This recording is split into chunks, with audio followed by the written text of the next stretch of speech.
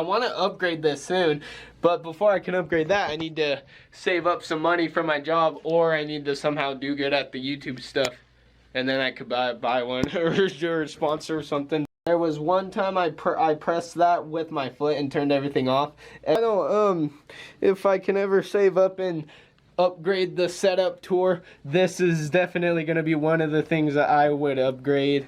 Is my chair roller pad, because it's all broken and has holes in it.